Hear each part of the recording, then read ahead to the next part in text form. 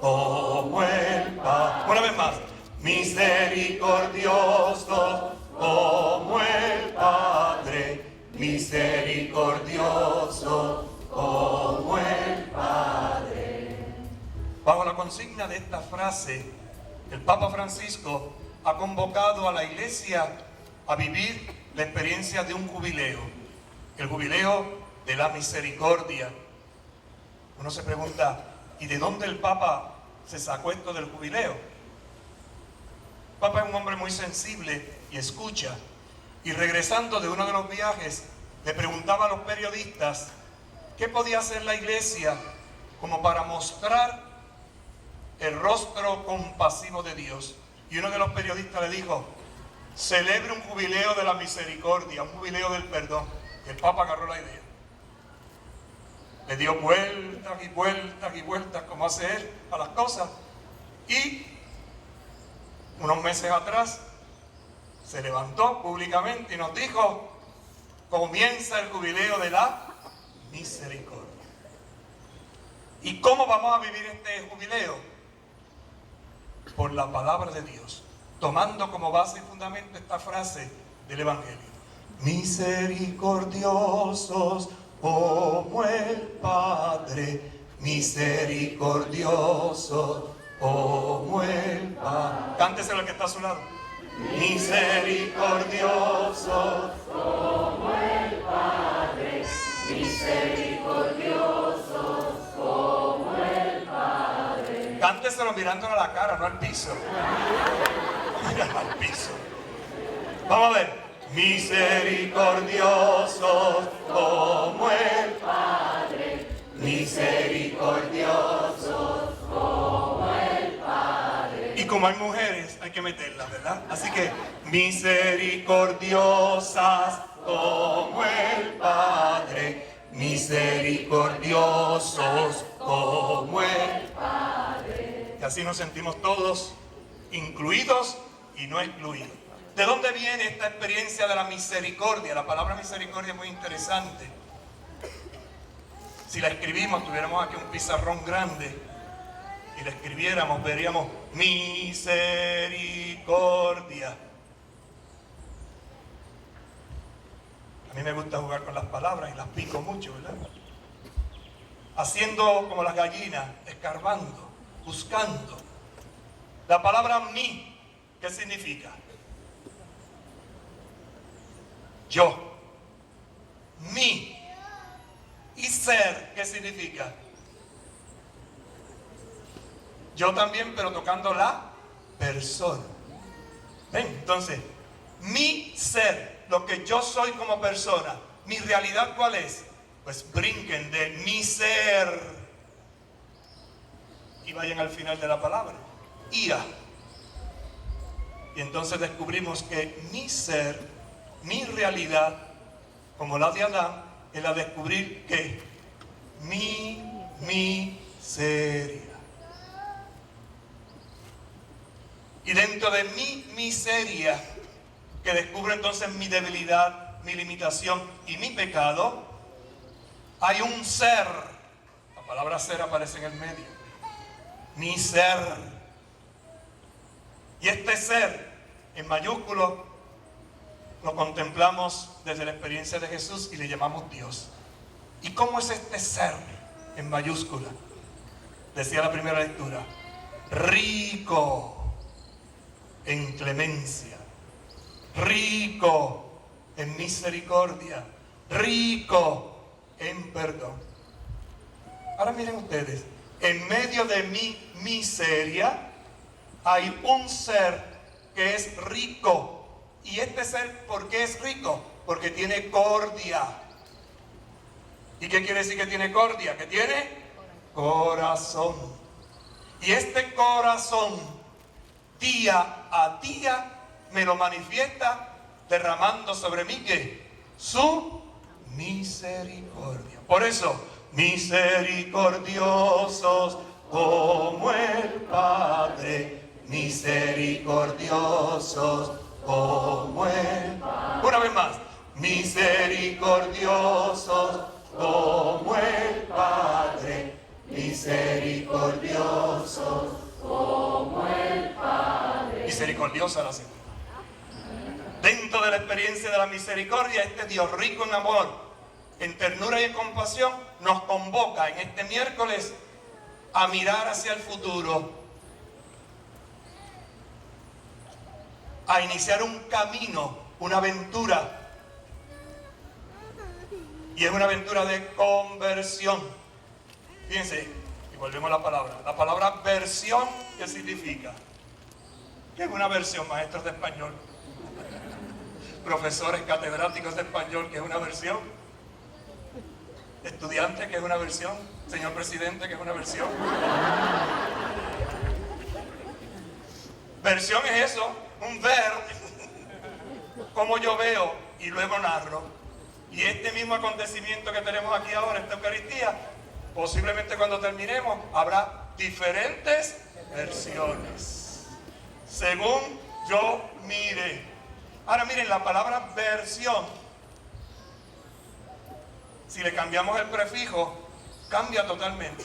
Si le pongo un di, ¿qué dice? Diversión. ¿Y qué es divertirse? Alegría, pasarla bien. Y si le pongo un in, ¿y qué es una inversión?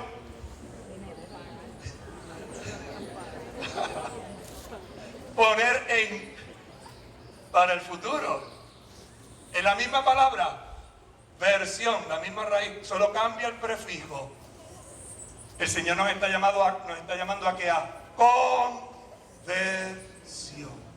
Y para entender lo que es conversión, ¿cuántos de ustedes guían o guiamos? Levanten la mano. Pues tienen un ejemplo en el carro, el retrovisor. ¿El espejo retrovisor para qué sirve? Para mirar hacia dónde, hacia atrás. ¿Qué es la conversión? Virar en U, volver al inicio, volver al principio, comenzar de nuevo. El Señor nos convoca a comenzar de nuevo. Y para eso necesitamos conversión. Necesito ver para poder dar mi sí. Conversión. Si yo veo mi realidad, dando un pasito atrás, mirando mi miseria, y en esta conversión, en esta versión, le doy el sí, ver sí a Dios, entonces podré entrar en Sión, y Sión es el cielo. Por lo tanto, la palabra conversión nos está invitando a un camino donde tú y yo tendremos que darle un sí a Dios, y en ese sí a Dios ponernos en la ruta de esta gran aventura de llegar al cielo. Jesucristo ha venido, hermanos y hermanas, para abrirnos las puertas del cielo. Ya lo veíamos en el Adviento. Y Él se declara a sí mismo el camino, la verdad y la vida. Y jugando con las palabras, la verdad no solamente es una definición de cabeza. La verdad tiene que ver con el misterio de la Trinidad. El Padre le dijo al Hijo, ve, y vino.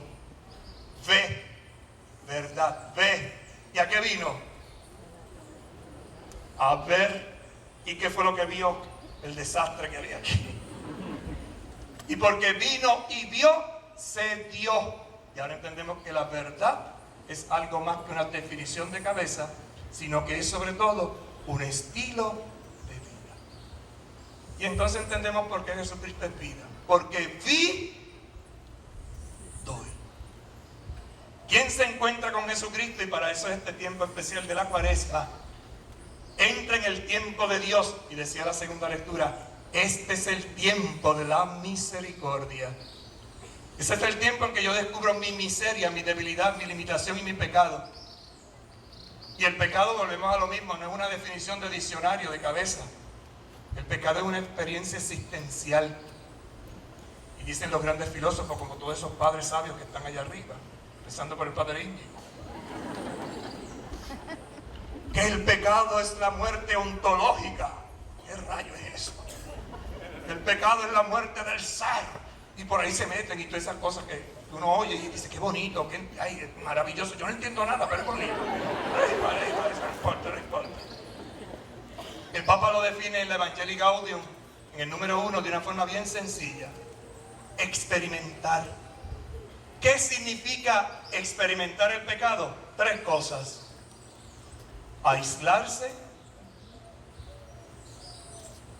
estar triste y vacío. Por eso cuando yo estoy en pecado y cuando tú estás en pecado, te aíslas, te llenas de tristeza y te sientes vacío. Y ahí es donde viene el anuncio de la buena noticia. Y es que solo en Jesucristo, hermanos y hermanas, nace y renace la alegría. La alegría de experimentar la misericordia de Dios. La alegría de experimentar la ternura y la compasión de Dios. Porque, hermanas y hermanos, Dios siempre, siempre, siempre, siempre, siempre, siempre, siempre perdona. 7 veces para que no se nos olvide. Así que Dios siempre, siempre, siempre, siempre, siempre, siempre perdona. ¿Y qué significa que perdone? Seguimos jugando con las palabras. La palabra perdona viene de persona, que se dona, que se entrega, que se da. Y entonces entendemos la frase del Papa. En Jesucristo siempre nace y renace la alegría. Dígase lo que está a su lado. En Jesucristo siempre nace y renace. Dígaselo con fuerza. En Jesucristo siempre nace y renace la alegría. Dígaselo con una sonrisa.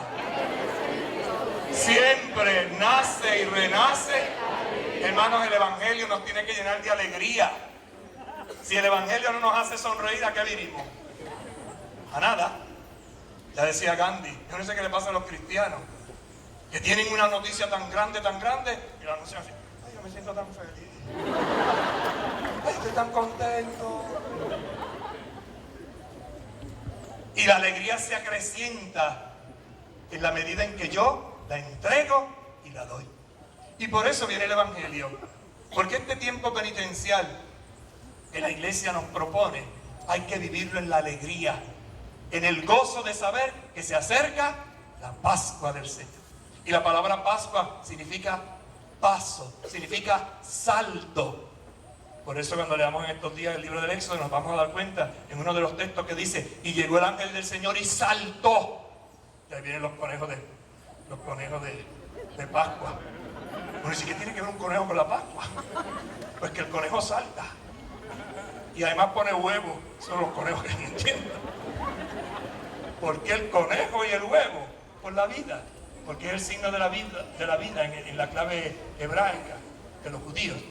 Pero lo que voy es una experiencia de dar un salto. ¿Un salto de qué? De mi aislamiento, de mi soledad, a la comunión. De la tristeza al gozo y a la alegría.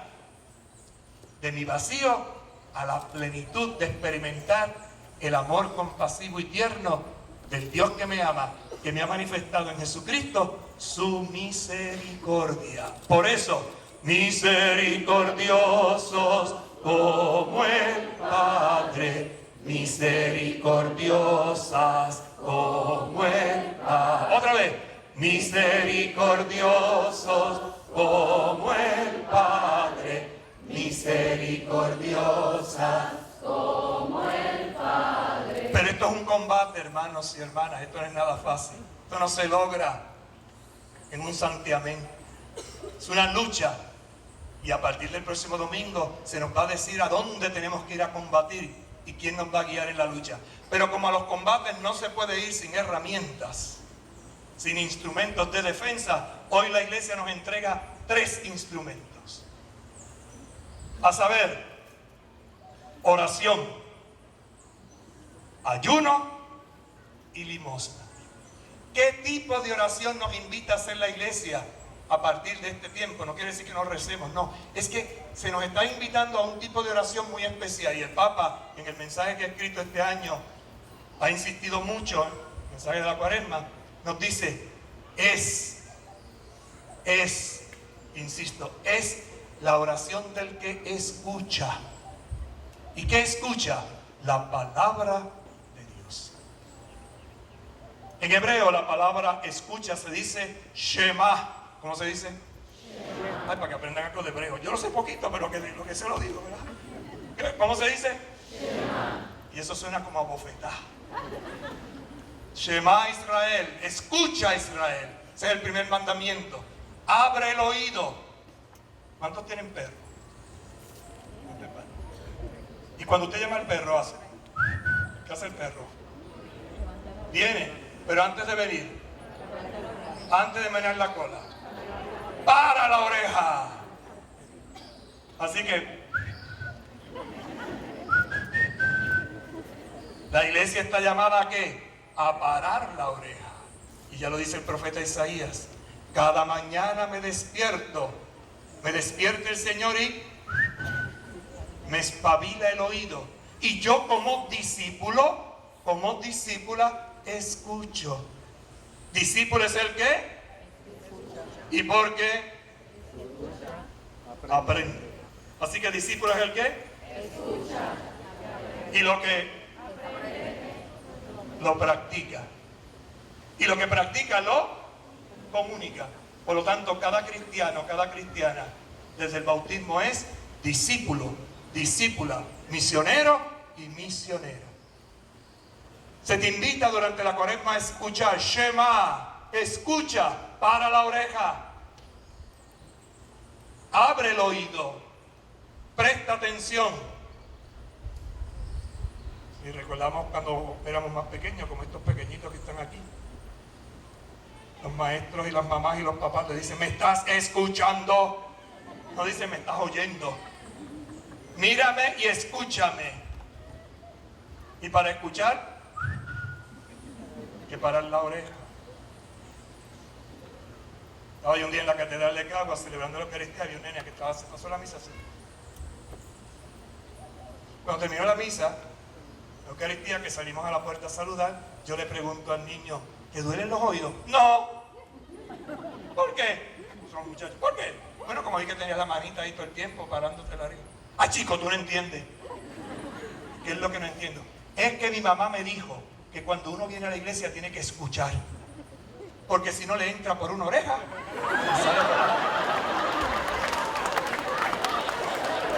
otra. Así que para que no se me salga, yo me tapé la oreja. Sabiduría que enseña de los niños es el reino de los cielos. Escucha. Y si eres capaz de escuchar, vendrá el segundo paso. Harás ayuno. Porque no se puede escuchar con el estómago lleno. A nadie se le ocurre estudiar después de haberse dado un banquetazo.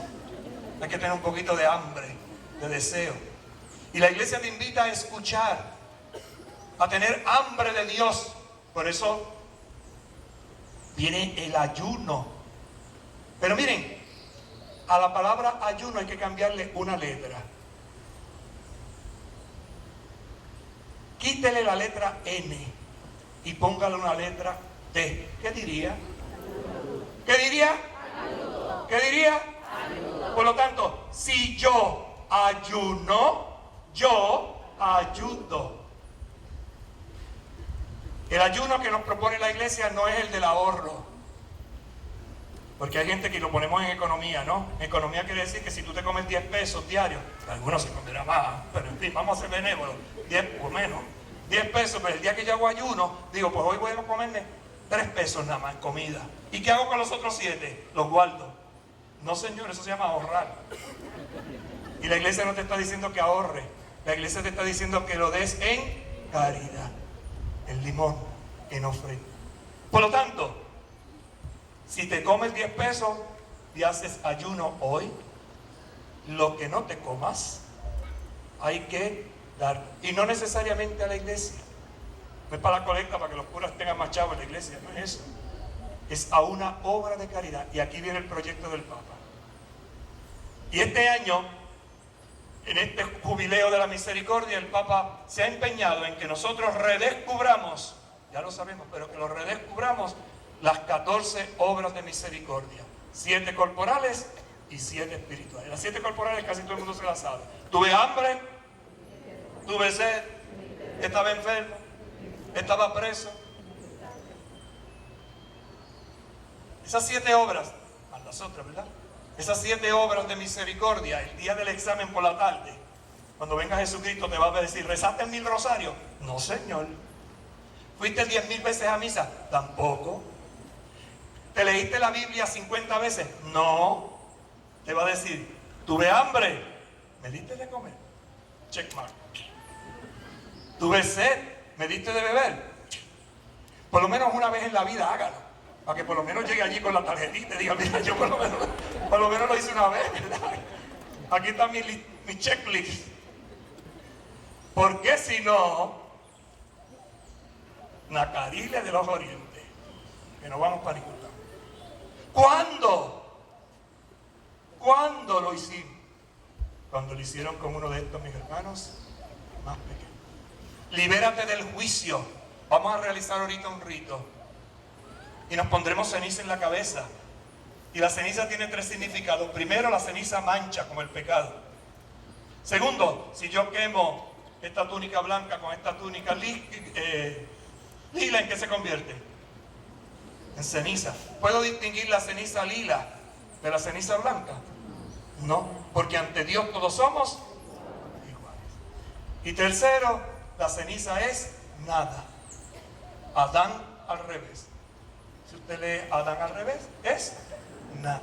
Por lo tanto, ante Dios somos nada. Ante Dios estamos manchados. Pero esa misma ceniza, transformada por el poder del Espíritu, se convierte en un signo de salvación en la medida en que a través de las obras de misericordia yo sirvo a los demás. Por eso este jubileo de la misericordia y esta cuaresma especialmente, el Papa nos está insistiendo: realicemos obras, rito que no lleva el reto no sirve. Se puede llenar la cabeza entera de ceniza, se puede bañar en ceniza, eso es un rito. Pero si ese rito no te reta a servir a los demás, de nada sirve. ¿Y cómo he de servir a los demás? Como el Padre, siendo misericordiosos como el Padre, misericordiosos como el Padre, misericordiosos como el Padre, misericordiosas como el Padre. Que el Señor que nos concede esta experiencia nos ayude a caminar hacia la Pascua, fiesta de gozo y de alegría, y que podamos dar el salto de la insolidaridad a la solidaridad, de la soledad a la comunión, del aislamiento al encuentro, para decirle a todo aquel que nos topemos en el camino: Dios te ama, Dios te perdona, Dios te quiere, Dios te guía y Dios te acompaña. Alabado sea Jesucristo, que es el mismo ayer, hoy y siempre. Oramos un momentito en silencio.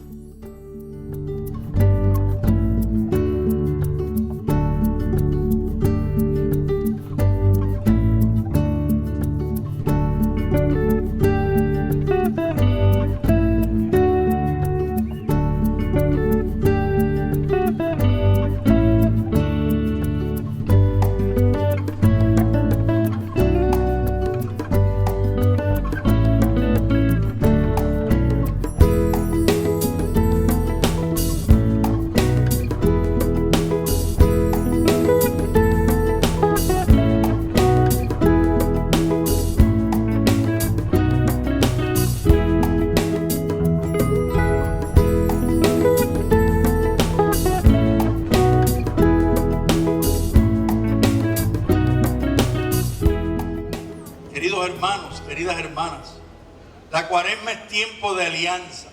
Hoy comenzamos un proceso de alianza y un compromiso de corazones, el nuestro con el de Jesús. Y a través de la intimidad de la lectura silenciosa y reflexiva de la palabra, que la Iglesia nos invita a que lo hagamos de manera especial durante la cuaresma, y a través de la oración reforcemos esa intimidad y esa alianza. Finalmente, la Cuaresma también es tiempo de entrega. Al final de estos 40 días tenemos que preguntarnos cuánto nos hemos entregado.